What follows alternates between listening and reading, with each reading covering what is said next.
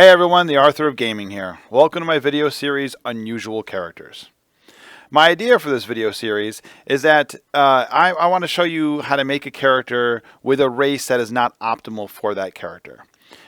So many times online, on Facebook and other forums and such, I see people asking, what's the best race to play for a cleric? Yes, there are options out there that are more optimized for those different classes. But me, I'm the kind of person I like to play weird classes and race combos. I like to be different, strange. Some of my favorite characters have been like half-orc wizards and things that are not optimal for them. So in this, we're going to take a look at the unusual characters, and we're going to go with the cleric. So here we go. Let's go over to D&D Beyond. Here's our D&D Beyond. Here's our cleric. If you scroll down and take a look at cleric, we want wisdom and we want charisma. I'm going to just use races out of the player's handbook for this. Obviously, there's tons out there you could find. You could probably find a better race out there if you went through other books or home brew races. We're going to take a look at the standard races though. Dragonborn is strength and charisma, not the best. Dwarf is constitution. Subclasses add to wisdom, good one. Strength and strength, not as helpful. Dexterities or elf is dexterity, not helpful for the cleric. Gnome is intelligence, again, not helpful. Half-elf, charisma, +1 to 2 other ability scores would work fine for this. Halflings, dexterity. Half-orc, strength, constitution, not again, not a good one. Human, +1 all ability scores, or if you go with the variant human, +1 to 2 stats, which works here, and a feat. And tiefling, charisma, and intelligence. So we're not looking at a lot of options here if they get a bonus to wisdom off the bat. I think there is an elf that gets a bonus to wisdom, but doesn't get a bonus to charisma. I think our best option here is probably going to be a half-elf. I've done half-elf previously with the bard, but it looks like half-elf is probably going to be our bonus again. I mean, humans, so I think of humans as they're always going to be in like the top 3, right? They may not always be the best for a class, but there might be second best or third best for a class. They're always going to be up there. So I'm probably not going to use them in this case, but so let's go with, for our optimal character, we'll go with, so we're going to create an unassigned character. We're going to call this the standard cleric. Turn off all this stuff. We're going to choose our half-elf. Boom. We're going to, again, just standard half-elf because that's what book I'm using. Charisma, or I'm sorry, wisdom is first, most important. Charisma is second. Doesn't get a bonus to charisma, so we'll go with constitution, just because it already has a +2 to charisma. That's why. And hit points are always important, so we'll go with that.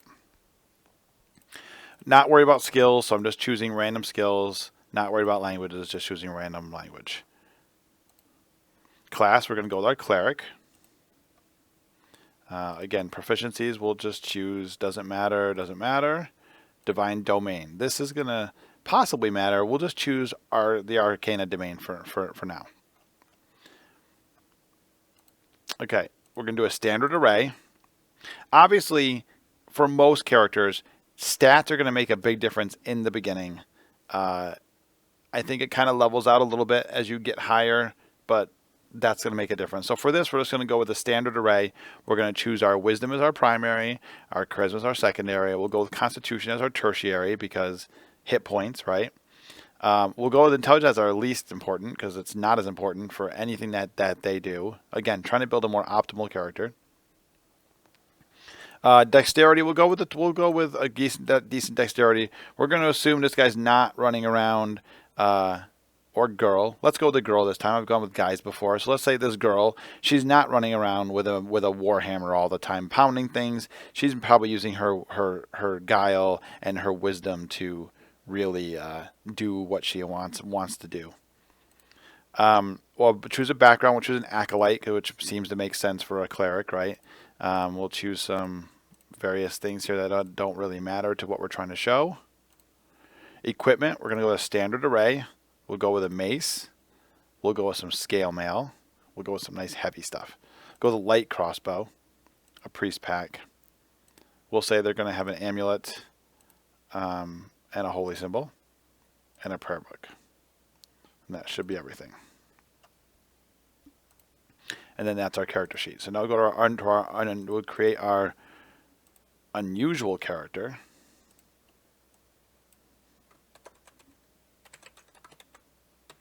Our unusual cleric.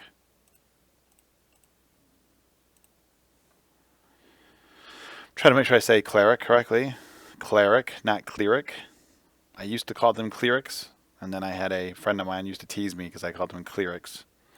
Because he would say you wouldn't go to the DMV and talk to the cleric. You talk to the clerk. So I'm trying to stick with cleric. It's difficult though. Race. So I didn't choose a race for our suboptimal choice. Let's go with something completely out of the way. Let's go with the gnome, right? We said we're going to go with gnome. Wasn't really important. So let's go with gnome. We do have some sub races options. We'll look at the forest gnome. What do they get a bonus of? Dexterity. So yeah, not optimal for what we're trying to do. Go with the cleric. Choose our proficiencies again. If you haven't used D&D Beyond, here's what it looks like to create a character on D&D Beyond. I love D&D Beyond as far as creating characters and doing things in D&D. It's very, very easy. I have a lot of videos on my Instagram about creating characters and stuff in D&D Beyond. Go look for my D&D Beyond series. Charisma, Saint, right, was going to go with 14 because wisdom was most important. Then we decided Constitution was next. We decided Dexterity was next for armor class. We decided Intelligence wasn't important, and Strength was not that important either. In this case, obviously, if you want to play a, hammer-wielding dwarf cleric that wants to pound things with his hammer or her hammer all day long, then yeah, that's important. Strength is going to be different. But in this case, we're just kind of looking at a different kind of cleric, so it's not that important. Choosing some languages here. Going to next. We'll add our basic equipment. Again, we're going to go with our mace, our scale mail, our light crossbow, our priest pack. We're going to go with our amulet and our holy symbol. And we're going to choose a prayer book. That equipment should all be the same. So in the end, these two characters should be exactly the same, other than their race. And well, their stats will be different based on what their race gives them, right? So if we look at our standard cleric, here's our half-elf, which is our optimal race we're going with for this. 10 hit points at first level. Hang on. Let's add our equipment in, because that's important. We need to be able to see what they look like fully equipped. There we go. So, 10 hit points, a 17 armor class, not too shabby for our cleric. And if you look at crossbow, which is going to be a dexterity-based attack, which is higher than our strength, right? So that's why I chose it. +3 to hit for a die 8 +1 damage, and their mace is +2 to hit for die 6 damage. So not going to be your physical character, not going to be the run up in front kind of cleric and pound things. Probably going to lay back in this heavy armor, protected, cast some spells. Our unusual cleric, which is our gnome. Let's go equip all our stuff again, because I did not do that yet. Okay, everything's equipped there as far as that goes. So very similar looking, right? 17 armor class, 9 hit points, so 1 less hit point. Don't get me wrong, that's important at the low levels. 1 hit point can make you or break you, but not the be-all, end-all, right? Crossbow's the same, +3 to hit, die 8 +1. Mace is the same, +2 to hit, die 6 +1. Or no, just die 6. Spells. Let's see what spells look like. So we're on our unusual cleric, which is our forest gnome, where we have a +4 spell attack with a save DC of 12. On our standard cleric, we have a +5 with a DC of 13. So here's our difference, right? Physically, these two characters were the same. Armor class was the same. Attacks were the same as far as dexterity and strength went. Everything was the same at this point. the standard cleric a little more hit points and a little better in spells. Not that that's not important, but yes, you're playing a more optimal character. You're going to have some differences. You're going to have some spots where it's going to be a little bit better. My point is that I don't think it's all that important. In the long run, I would much rather play a cooler idea of a character than a standard character. But that's just me. So now let's take our cleric. Let's go back in the builder. What did I do here? What's this? Did I miss something at first level? Oh, I didn't choose some spells, I guess. Okay. But we're going to go to level 5 now. So I'm going to do this. I'm going to show you 4 builds. Levels 1, 5, 10, and 20. So right now we're going to 5. I'm not going to use feats in this. I'm going to go with ability score improvements on everything. And we're going to choose our more optimal ability scores that we want. Obviously, you could look as you level when you're doing it and pick some odds that are going to go up to an even to give you bonuses. I'm just going to stick with our primaries, wisdom and charisma, for this as I go through the levels up until I can't improve them, and then I'll hit one of the secondary ones. So that is our standard optimized character up on level 5. I did forget the Arcane Initiate. I'll just add a couple more. They just have a couple of cantrips that they can add on there. And I'll take it to level 5. So that's an important thing to remember, right? When using D&D Beyond, always go through, make sure you clear everything that has this blue exclamation point. Because if I was playing this character at level 1, and I could have gone through my entire first level and not realized that I was missing something. Ability score improvement. Again, wisdom, charisma. All good things, right? And I think that's it, right? Now, obviously, leveling a cleric from 1 to 5 is much larger of a deal than what I'm doing here, because spells are going to come into play. You have to choose all your individual spells. We're not doing that. We're just looking at numbers, so we're not really caring about the spells at this point. They're both going to have the same amount of spells. That's not going to change. Well, it'll change slightly because you get your stat bonus plus your level. So you'll change maybe by 1 spell here or there, which can be a big deal.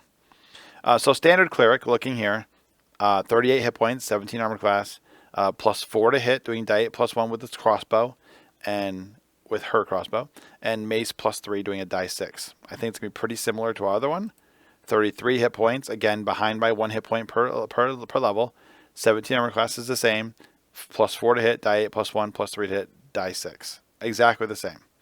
So now if we look at our spells again for the Forest Gnome, the Unusual Cleric, plus 6 to hit with a 14 DC. Our standard cleric, plus 6 to hit, 14 DC. So now, by level 5, I've caught up, right? Physical attacks are the same. Spell attack is the same at level 5. So you've now gone from your half-elf, which is your more optimal choice for this cleric, and your gnome, which is not an optimal choice, and you've now caught up already, and you're only at level 5. Again, hit points are different, but this part of it is exactly the same. And I think that's where you're going to see a difference. Although let's look at spells. So known spells, the optimal cleric is going to know 4 cantrips and 8 prepared spells. The unusual cleric is going to know 4 and 8, so exactly the same. So now we've already caught up exactly at level 5. I think we're going to see a difference once we go up in the levels again. So let's jump our unusual cleric up to level 10. Again, get rid of all of our blue circled things, right? Which is, in this case, is only an ability score improvement. We're going to go with wisdom again and charisma. All the other blue is gone, right? Back to the character sheet. Standard cleric. Let's edit this character. Go to builder. Go to 10. Make my changes. Oh, if I can click correctly here. Wisdom. Oh, that's strength. Wisdom. Charisma. Okay, right. And back to the builder. Our standard cleric, or our optimal cleric, the half elf, is 73 hit points. I'm betting I'm going to be 10 points ahead again, right? 73 hit points, 17 armor class, not really changing. Our attacks are +5 doing a die 8 +1, and +4 doing a die 6. I think all this is going to pretty much be the same except the hit points. Our unusual cleric, 63 hit points. This is our forest gnome, 17 AC, +5 to hit die 8 +1, +4 to hit 1 die 6. So far all exactly the same again, except for hit points. Let's look at spells.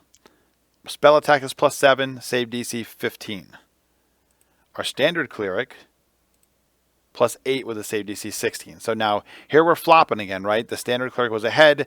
The unusual caught up. Standard now took a lead again, and I think we're going to see this, going back and forth. You'll probably see it go back and forth a lot as time goes on. Managing spells, I think, is exactly the same. 14, maybe not. Maybe it's different because charismas are different. 13. So here's it. So here's the difference, right?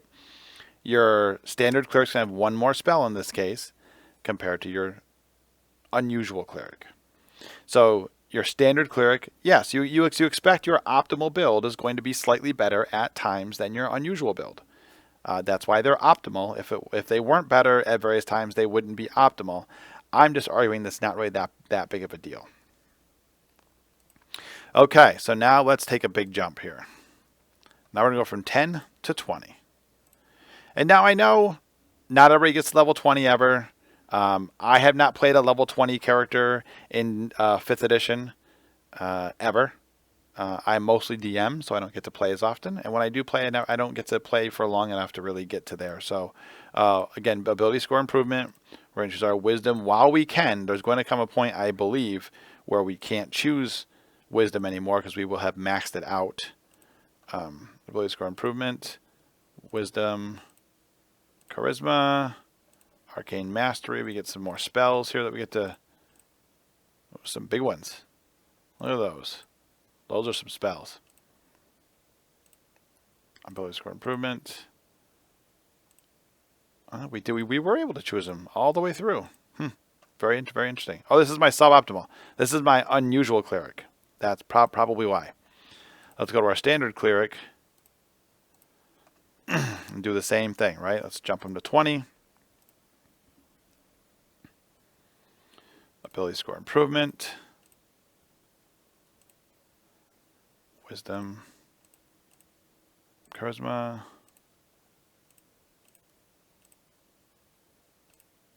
Wisdom. Charisma. Got a couple spells here.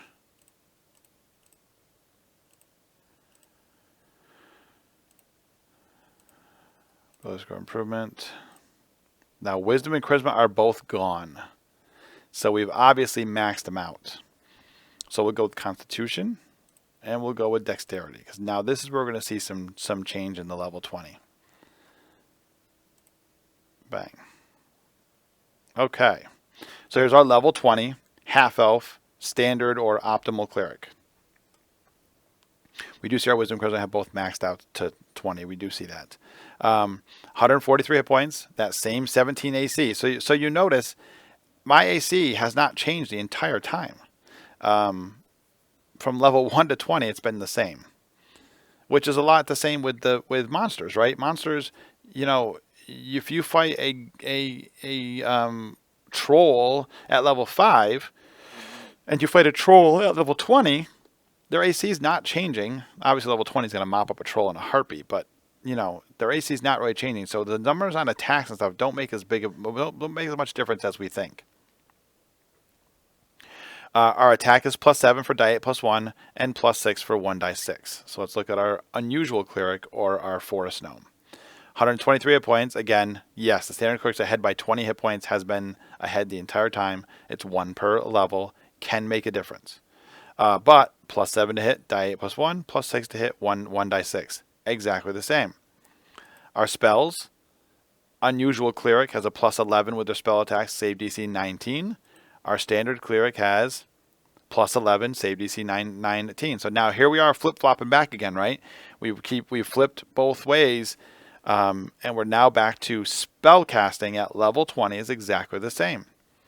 That's because I believe they both have, well, no, they don't. So we're going to have a difference in spells, right? You're going to know 25 spells, or memorize or prepare 25 spells, compared to, oh, the same, 25 spells. So exactly the same. That was gonna be different. Oh, because wisdom is the same. I was looking at charisma. So my wisdoms are the same. So at 20th level, our unusual cleric, which is our forest gnome, which is not normal for playing a cleric, and our standard cleric, which is our half elf, spellcasting wise, end up exactly the same. So my point is, play something different. Play something new. Don't always play the optimal. Don't end up at Gen Con sitting down at a table with somebody to play Adventurers League and end up with 4 people playing the standard half-elf cleric. You know, try something different. Try something new. Me personally, that's my choice. Hence the reason why I'm doing these videos. So as always, guys, thanks for watching. Please check me out on Instagram at The Arthur of Gaming. Here on YouTube, The Arthur of Gaming. Subscribe to my channel. Comment below. Let me know how you like things, what other things you might want to see. Follow me on Instagram. And as always, guys, it's a crazy world out there. Please stay safe.